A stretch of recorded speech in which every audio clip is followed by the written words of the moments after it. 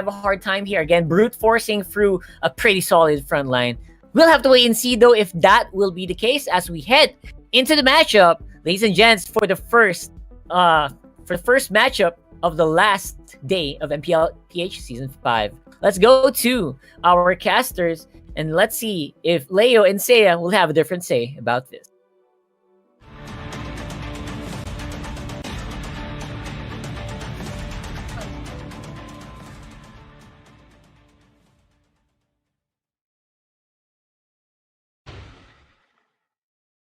And we are go. Ladies and gentlemen, welcome to Game 1 in this best of 3. It's the lower bracket final, and Onic PH is fighting the one-time champion Bren Esports for their slot once more in the grand finals for Season 4's Redemption arc. My name is Leo, joined here by Seiya, and I just gotta ask you real quick, Seiya, do you agree with our panel? Do you also give this Game 1, based on the lineup, to Onic PH? Yes, because it's a trap. Yes, I agree. Definitely that Kufra pick from Jay made it cleared. And you gave Dilar his time. So this is a very, very Onic draft for me. How about you, Leo? I like that. I like that word. Very Onic. And yeah, as Onic as their lineup is, I mean, you gave them almost all the heroes that they're asking for. And you're giving them a play style that they're so used to now, especially after how they have shown us that they've grown. They have the stamina now. They have the discipline, especially after that 54-minute bout against SGD Omega in the eliminations game of yesterday's first series. So, you know what? I think we have a unanimous decision from across the board here in the English broadcast of the MPL.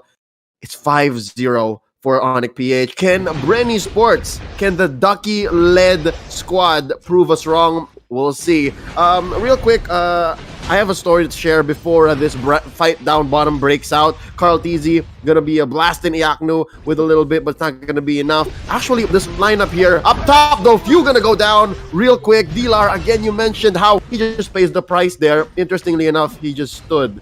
Okay. Yeah, do share the story first, though. That was surprising. Yeah, do share the story. All right, leading up to the playoffs, there was some downtime after the regular season, and nice jump by Jay, knocking Coco out. Ducky was actually the one who showed us the magic of the Hylos and Kimi lineup. And right here, we expected them to invade, but instead, they went to save their own purple buff, right? So this is very Bren as well. A lot of people will discount what this lineup brings, especially with this interesting Carl TZ funnel pick on the Lancelot. But real quick, look at the jungle now. They're gonna make Venus pay. Drop in the carpet underneath Jay. Down goes the queen. Carl TZ gets the kill. Lancelot just styling on us, evening the odds. 2-2. Will Iyaku be next? Nice ejector on 2-1, and down goes Carl TZ, and they're trading left and right. Iyaku gonna be traded for down there as well. Jay just barely keeping himself in this underneath the turret. Wow, this is explosive, Seiya. 6 kills already across the board, 3 minutes in. This is just both teams just going at it. And of course, they are really in a very good position to go for that turtle take, but it will be in the hands of Wise right there on the side of Onic PH. But they will be having a pickoff for themselves. So this is what we panelists and casters have been saying, that if you give so much to Onic PH, this could really go for a potential snowball. And like you mentioned earlier, for the early phases of the game, we kind of expected an early game invade, but I think there are some precautionary measures that Bren had to consider, hence the reason why they kind of went for the usual laning route. This is also a revolutionary take on what we know as the funnel meta, right? The 1-3-1.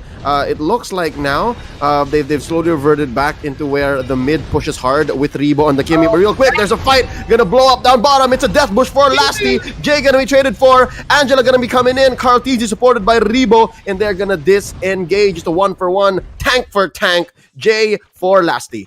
Yes, but I think in terms of the positioning there for the side of Bren, I think Kylos or Lasty was just wanting to go to the brushes to provide vision, but instead finds himself in a position wherein there are Onic PH players in the vicinity. So now looking into the conditions, so far momentum wise, it's still in the hands of Onic. Sure, Bren Esports are getting skirmishes fights and pickoffs here and there, but it's still really not it's just good to compensate or to be in par at to say the least into what Onic PH's advantages are. And speaking of advantages, look at that beautiful knock up there, and Export will be using his fire pressure. The Glorious Panther will be also aided for his escape, but unfortunately the Kofra will have this takedown. No, the good doctor gets knocked out there. Bad news for Jay, he had to spend his flicker, but I think it was worth it, especially if you're going to be taking down a Kimmy. And because of that, they're leaving Iaknu free to roam and just farm up, push down bottom. Wow, but look at that. Smoke and mirrors now as the carry Wise takes down the turtle, and it looks like Coco's next in the hit list. Got that orange buff, gonna be able to kill him. Down he goes. Wise scores another, and that's 3 now for the bounty hunter wielding carry. Oh my god, 4,000 about ahead in gold. And you know what? We talked about it yesterday. In the funnel meta, gold leads across the board, like looking at the at least the mass that both teams have collected. It's not as evident, especially in the funnel meta, because it's not about what the money is, it's how you put it. But now few gonna be jumped on, gonna be able to run away. But no, Iaknu says you're done for, son. And now they're going to convert into this turret, but not if Rebo has anything to say about it. Just a sliver of health on that turret, and they're gonna have to wait. But down mid, here we go. Carlteezy gonna use a Phantom Execution, missed out on a half health carry. Wise gonna have to back out. Here's Delar and Jay gonna finish off the Lancelot, and Coco once more gonna be next on the docket. But he's gonna have to be able to survive. Keep yourself safe, son, as Iaknu pushes down bottom. Hardest working man in this game so far, as he just focuses on his lane, making sure that pressure is coming in to Bren Esports side of the map. Yep, and did you see the beautiful sidestepping of the carry back there with against the ult of Lancelot? Because if ever so that it was a hit, that could have been a pickoff for the Lancelot or Carlteezy. But that was, really good reflexes coming from Wise. And we are now seeing some mispositionings here and there for the side of Bren Esports, which is making them, placing themselves rather in a rather pinchy area. And speaking of pinchy area, look at that knock up for that Cooper right there, and Thomas will be having that cleanup. This is not yet over. Wise really confident in trying to engage right there, but you know what? Safety measures first, and they will be, just hovering themselves up to really push the minions here on the top side, really applying pressure with the pushes. Man, Jay here, the one-time champion from Season 3 under Archangel, just really showing us exactly why he is one of the best tanks and supports in the league today. He's been going ham, just going roughshod on Bren Esports so far with a 3-1-4 Kufra, and now the ball going to be able to pin down someone. Flicker already spent right there. Actually, it was a Purify on Rebo, so he can't just be willy-nilly right there. But look at this now. Coco using the last Insanity just to clear minion waves. He's going to back out. Jay misses with the jump, and they're going to have to disengage here. Not a good look for either team to overextend. Not really, because to Onic, all they have to do is just really be patient here. They don't need to rush in terms of pushing, because they have all the resources that they could get. They have the map control, and this also means that it limits the resources that Bren can actually take on their side. So winning conditions for Bren, they have to target unfortunately Wise here, or at least not get knocked up by Jay right here, because if you noticed, Leo, that every time that the Kufra enters in, a team fight follows through, because it was really on point, and they are in a good position to do it. Yep, that's prime team communications. Sometimes one of the vulnerabilities, or you would say common errors in a tank, even in the best of the best, they would sometimes go in and miss out on certain cues, right? Like, I got the perfect Tyrant Revenge into the Rage. Why didn't you do anything? That's because they're not talking. But so far, so good here for Onic in the 10 minutes about that they've been playing this game.